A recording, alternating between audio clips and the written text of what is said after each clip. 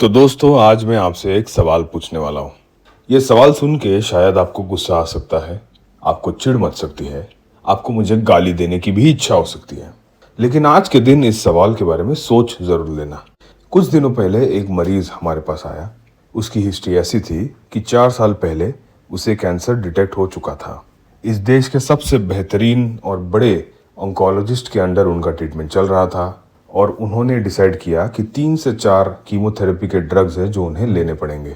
पता नहीं family members को क्या हुआ, 3 से 4 महीने के बाद उन्होंने वो ड्रग्स लेने बंद करा दिए। क्यों करा दिए? Nobody nose. किससे पूछ कर करा दिए? Nobody nose. ऑब्वियस सी बात, कैंसर उनका स्प्रेड होता गया और एक ऐसी नौबत आ गई कि ब्रेन तक स्प्रेड हो चुका था, इसलिए वो पैरालाइज्ड हो गए।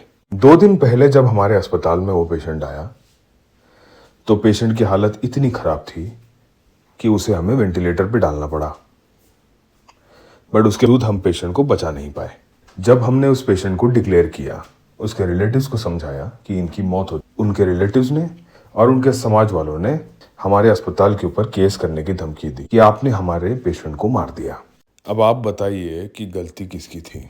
गलती उस ऑन्कोलॉजिस्ट की थी, गलती हमारे अस्पताल की थी, या गलती उन पेशेंट्स के रिलेटिव की थी जिन्हें ऐसा लगता है कि वो डॉक्टर से ज़्यादा जानते हैं, जिन्हें ऐसा लगता है कि डॉक्टर्स किसी काम के नहीं हैं, डॉक्टर्स सिर्फ पैसा लूटने के लिए आते हैं।